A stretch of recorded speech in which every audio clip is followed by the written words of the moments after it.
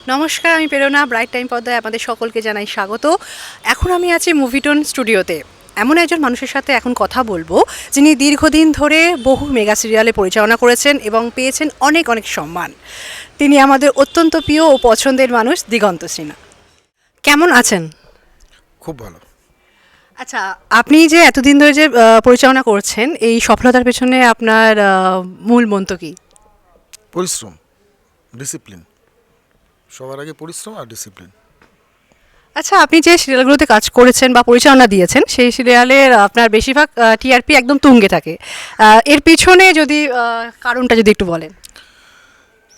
Serial ভালো হওয়ার পেছনে বা সিনেমা বলুন যাই ভালো হওয়ার পেছনে মূল হচ্ছে গল্প।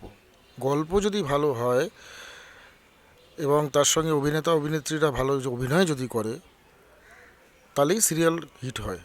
ডিরেক্টর কি করে, ডিরেক্টরের আমার যেটা মনে হয়, আমরা একটু তাকে ঠিক ঠিক করে শর্ট ডিভিশন করে কোনটা ক্লোজে রাখা যায়, কোনটা এসপি করা যায়, কোনটা ঠিক জায়গায় যদি ডিভিশনটা করা যায়, তাই। কিন্তু মূল হচ্ছে গল্প।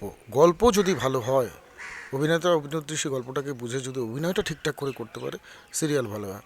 আর এখানে কি লীনাদির গল্প তো অসাধারণ। আর স্ক্রিপ্ট নিয়ে তো কোনো কথাই নেই। এত সুন্দর সুন্দর সংলাপ, যে সংলাপ বলতে গেলেই ভালো লাগে। ভেতর থেকে, মনের ভেতর থেকে যদি সংলাপটা কেউ বলে, ও এমনি সিরিয়াল ভালো হয়। আচ্ছা, পরবর্তীকালে কি আপনি সিনেমা করতে ইচ্ছুক আছেন? সবারই ইচ্ছা করে সিনেমা করতে, কিন্তু এই মুহূর্তে নয়। কেন কি, আমার সংসার আছে। তো একটা সিরিয়াল ছেড়ে গিয়ে আমি সিরিয়ালও করব, সিনেমাও করব, দুটো একসঙ্গে করা সম্ভব নয়। যে কোনো একটাকে বেছে নিতে হবে। তো এই মুহূর্তে আমি আছি, সিরিয়াল করছি, ভালো আছি। কারণ সিরিয়ালই অনেক মানুষের কি বলবো, সংসার চালায়। তো সেই জায়গাটায় দাঁড়িয়ে সিরিয়ালটাকে অবহেলা করা কখনোই উচিত নয়, এবং খুব টাফ কাজ। তো আমি ভালো আছি, সিরিয়ালই করতে চাই, সিরিয়ালই আছি। আচ্ছা, অনেক পরিচালক কোনো কাজে যখন মানে পরিচালনার দায়িত্ব নেন, তখন কিন্তু আপনার গল্পটার উপর বেশি গুরুত্ব দিয়ে থাকেন। তো সেক্ষেত্রে কি আপনিও এটাই মনে করেন? গল্প তো অবশ্যই, কিন্তু আমি ম্যাজিক মোমেন্টসে আছি প্রায় 20 বছরের ওপর।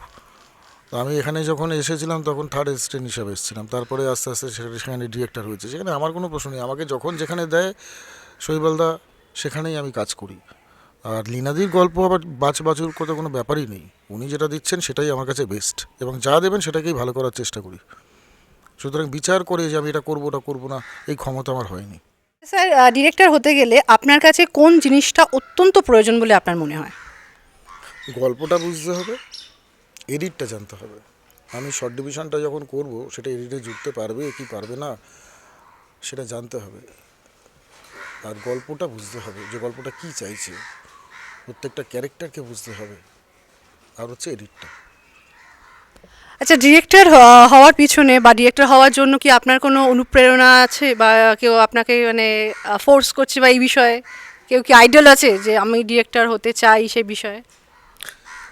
সেরকম কিছু নয়। আমি যখন ওই অভিনেতা এটা বাদ দিয়ে যখন আমি থার্ড অ্যাসিস্ট্যান্ট হিসাবে কাজ করা আরম্ভ করি, তো শৈবালদার এখানে যখন আমি প্রথম ঢুকি থার্ড অ্যাসিস্ট্যান্ট হিসাবে আসি, তো শৈবালদাই আমাকে অনুপ্রেরণা দিয়েছেন। উনি আমাকে, তখন আমি বিয়েবাড়ির কাজও করতাম, এখানে শুটিং করে চলে গিয়ে আবার বিয়েবাড়ির কাজ করতাম। তো ক্যামেরা আমার সঙ্গে সঙ্গে থাকতো। তো এরকম ক্যামেরা নিয়ে আমি আউটডোর শুটিংয়ে গেছিলাম, তখন শৈবালদা বলেছে, দেখুন তো তুই শট নে, তো আমরা এই ক্যামেরাতে নিচ্ছি, তো এই ক্যামেরা দিয়ে শট নে। তো আমি আমার মতন ফ্রেম করে করে শট নিয়েছিলাম। নেওয়ার পরে শৈবালদার খুব ভালো লেগেছিলো। তারপর একদিন শৈবালদা আমাকে আরেকটা ক্যামেরা, পিডি ক্যামেরা দিয়ে বলে, যা এরকম একটা শ্যুট করে আয়। তো যা করেছি, আমি যে ডিরেক্টর হয়েছি, তার পুরোটা কৃতিত্ব শৈবালদার। আচ্ছা, আপনি কাজ করতে গিয়ে অনেক নতুন অভিনেতা অভিনেত্রীদের সাথে কাজ করেছেন, তো সেক্ষেত্রে কি কোনো সমস্যার সম্মুখীন হতে হয়েছে আপনাকে? হ্যাঁ, যারা একদম বোঝে না, যাদের কাজ করার আগ্রহ নেই, হ্যাঁ, ওই একটু একদিন ক্যামেরার সামনে মুখ দেখিয়ে নিজেদেরকে বড় বড় অভিনেতা অভিনেত্রী ভাবে, তাদের সঙ্গে একটু সমস্যা হয়। তবে সেটা খুব কমই পেয়েছি। নতুন নতুন ছেলে মেয়েদের মধ্যে অনেকেই ভালো ভালো ছেলে মেয়ে আছে, যারা কাজটা শিখতে চায়, তারা খাটে, পরিশ্রমী, ডিসিপ্লিন, এরকম অনেককেই পেয়েছি। আমি তাদের সঙ্গে কাজ করে খুব হ্যাপি, খুবই ভালো। আচ্ছা, এই ইন্ডাস্ট্রিতে আসার মানে আসতে গেলে অনেকের গডফাদার থাকে, তো সেক্ষেত্রে কি আপনার কি কেউ আছে? না, আমার সেরকম কোনো গডফাদার নেই। আমি আমি ভালো ফুটবল খেলতাম, আমি ময়দানেও ফুটবল খেলতাম, ফুটবলার হওয়ার স্বপ্ন ছিল। আমি যখন কলেজে পড়ি তখন আমার বন্ধু নরোত্তম শীল, তার একটা গ্রুপ আছে ALT, তো সেখানে আমাকে যাওয়ার জন্য বলেছিল। তো তখন বলতাম তো আমার এসব ভালো লাগে না। তারপরে পাড়ায় নাটক করি, নাটক করার পর ভালো করতে পারি না, তারপরে আমার জেদ চাপে যে আমি অভিনয় করব এবং অভিনয়টা শিখব। তো এরপরে আমি একটা ইনস্টিটিউটে ভর্তি হই, তারপরে ওখান থেকে গিয়ে মাস থিয়েটারে জ্ঞানেশ মুখার্জির গ্রুপে আমি থিয়েটার করতাম। তারপরে এই বন্ধুর গ্রুপে করেছি, চারবাকে অভিনয় শিখেছি। তারপরে এদিক ওদিক অভিনেতা হওয়ার জন্য ঘোরাঘুরি করতাম। তারপরে আমি চেঞ্জ করি, করে আমি ডিরেকশানে আসি। তারপর থেকে আস্তে আস্তে ডিরেক্টর হয়েছে। তাহলে আপনারও প্রথম তার মানে স্বপ্ন ছিল মানে অভিনেতা হওয়ার, পরবর্তীকালে আপনি ডিরেকশনে এসেছেন। তো এখন তো অনেকে ডিরেক্টরের ডিরেকশনের পাশাপাশি অনেকে আবার অভিনয় করে, তো সেক্ষেত্রে আপনার কি পরিকল্পনা আছে ভবিষ্যতে? না, আমি ডিরেকশনটাই দিয়ে যেতে চাই, অভিনেতা হবার আর ইচ্ছা নেই। কেন কি, ক্যামেরার সামনে আমার খুব ভয় লাগে, আমি ভীষণ উইক। আমি হয়তো ক্যামেরার পেছনে থাকি তো অভিনয়টা দেখিয়ে দিতে পারি, হ্যাঁ, কিন্তু আমার ইচ্ছা নেই। আমি ডিরেক্টর হিসাবেই থাকতে চাই এবং আরও ভালো ভালো কাজ করতে চাই। আচ্ছা, আর একটা কোয়েশ্চেন করবো, সেটা হচ্ছে যে আপনি তো এতগুলো সিরিয়াল করেছেন এবং প্রত্যেকটাই টিআরপির একদম তুঙ্গে। তো সেক্ষেত্রে আপনার কোন সিরিয়ালটা বেস্ট বা কোনটা বেশি আপনার প্রিয় বলে মনে হয়? যে কোনো মানুষের জীবনেই প্রথম যেটা হয় সেটাই ভালো হয়, ভালো লাগে আর কি, সারা জীবন মনে গেঁথে থাকে। আমি যে কটা সিরিয়াল করেছি প্রত্যেকটাই ভালো। যেমন পরপর যদি বলি, কেয়া পাতার নৌকো, তো এটা আমার প্রথম বলতে পারেন। তারপরে ইষ্টি কুটুম, জলনপুর, চোখের তারা তুই, এই ছেলেটা ভেলভেলেটা, ফাগুন বউ, কুন্দ ফুলের মালা, তারপরে শ্রীময়ীর লাস্ট 1 বছর, কোরা পাখি, গুড্ডি, বাদল শেষের পাখি, আর এখন এটা করছি রোশনাই। তো আমার কাছে প্রত্যেকটা সিরিয়ালই ভালো এবং প্রত্যেকটা সিরিয়ালই যখন আমি শুরু করি তখনই আমার প্রত্যেকটা চ্যালেঞ্জ মনে হয় যে এটাকে আমি ভালো করব, এটাকে আমি 1 নম্বরে নিয়ে যেতেই হবে। তো আমার কাছে প্রত্যেকটাই সমান। তবে প্রথম যে সিরিয়ালটা করেছি তার তো একটা দাম থাকবে, সেই জায়গায় দিয়ে কেয়া পাতার নৌকো আমার কাছে বেস্ট বলে মনে হয়। আচ্ছা, আপনি এত অভিনেতা অভিনেত্রীর সঙ্গে কাজ করেছেন, তো তাহলে আপনার মতে মানে বেস্ট অভিনেতা অভিনেত্রীকে, বা যার সাথে আপনি কাজ করে বা যাদের সাথে কাজ করে আপনি কমফোর্টেবল ফিল করেছেন বা স্যাটিসফাই, সেটা যদি একটু বলেন। এরকম অনেক অভিনেতা অভিনেত্রী আছেন যাদের সঙ্গে আমি কাজ করেছি। কাউকে আলাদা করে নাম বললে সেটা আরেকজনের প্রতি খারাপ ব্যবহার করা হবে। সবাই ভালো, 10টা আঙ্গুল তার সমান হয় না, কারোর কম বেশি গুণ থাকে। প্রত্যেকেই আমার ভালো লেগেছে, প্রত্যেকের সঙ্গেই কাজ করে আমি কমফোর্টেবল। আচ্ছা, আপনি বললেন প্রথমে আপনার ইচ্ছা ছিল অভিনেতা হওয়ার, তো সেক্ষেত্রে আপনি এখন বলছেন একদমই আসতে চাইছেন না ক্যামেরার সামনে। তো পরবর্তীকালে কি আমি কখনোই কি আপনাদেরকে দেখতে পাবো না, যে অভিনেতা হিসেবে যদি একটু আপনাকে দেখা যায়, বা সেটা কি আপনার একটু ইচ্ছা হয় না? না, আমার একদমই ইচ্ছা হয় না, কারণ আমার মনে হয় আমি এখানেই ঠিক আছি। আচ্ছা, আর নতুন প্রজন্ম যারা অভিনেতা অভিনেত্রী হতে চাইছেন তাদের জন্য যদি কিছু একটা বলেন, কিছু বলেন। পরিশ্রম করতে হবে, ভীষণ খাটতে হবে, ডিসিপ্লিন হতে হবে।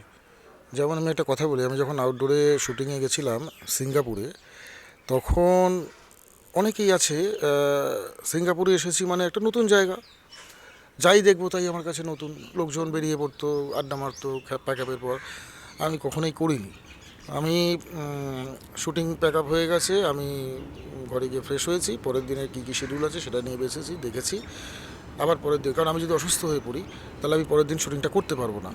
তো আমার মনে হয় সবার আগে দরকার হচ্ছে ডিসিপ্লিন, পরিশ্রম। যেমন ক্রিকেট খেলতে গেলে এখন যে কেউ দেখবেন, যে কোনো ইনস্টিটিউটে গেলেই এরা বলে, আচ্ছা আমাদের তো কাজ হবে, তো এত সহজ নয়, এটাও শিখতে হয়। আপনি কোনো একটা ইনস্টিটিউটে ভর্তি হয়ে যদি বলেন যে আমি ক্রিকেট খেলবো, আপনি কি বলবেন যে আমাকে ইন্ডিয়া কোচ খেলিয়ে দেবেন? গান শিখতে গেলে কি বলবেন যে আমাকে আমি বড় গায়ক করে দেবেন? তাহলে এটা হয় না। পরিশ্রম করতে হয়, খাটতে হয়, ডিসিপ্লিন হতে হবে, ভীষণ খাটতে হবে। যেভাবে ক্রিকেট খেলা শিখতে গেলে, ফুটবল খেলা শিখতে গেলে, গান শিখতে গেলে, নাচ শিখতে গেলে যেভাবে পরিশ্রম করতে হয়, ভালো অভিনেতা অভিনেত্রী হতে গেলেও তোমাকে পরিশ্রম করতে হবে, বই পড়তে হবে, শিখতে হবে। অনেকেই বলেন যে আমার ছেলে মেয়েটার কিছু হচ্ছে না, একদম পড়াশোনায় মন নেই, তাকে একটু দিয়ে দিন তো আপনাদের লাইনে। আমার একটু মুখটা খারাপ, তো খারাপ কথা বলে ফেলি, কারণ আমরা কি এখানে তাহলে অশিক্ষিত? এই ইন্ডাস্ট্রিতে যারা আছে সব অশিক্ষিত, কাজটা না শিখে তারা চলে এসছে। কতটা পরিশ্রম করতে হয় ওরা জানে না। তাই ক্যামেরার সামনে দুটো ডায়লগ দিলেই বুঝতে পারবেন যে ওরা কী পারে কী পারে না। তো আমি আবারও বলছি, খাটতে হবে, খেতে বসে উঠতে শুতে খাটতে হবে, ভালোবাসতে হবে কাজটাকে, পরিশ্রম করতে হবে, তাহলেই হবে, হতেই হবে। সেটা কখন হবে তার ঠিক নেই। আর একটা হচ্ছে লাক, সব কিছুর পরেও যদি কপাল যদি সাথ দেয়, কিন্তু নিজেকে তৈরি রাখতে হবে। অসংখ্য ধন্যবাদ স্যার আপনার ব্যস্ততম সময় থেকে আমাদেরকে সময় দেওয়ার জন্য। দেখতে থাকুন ব্রাইট টাইম।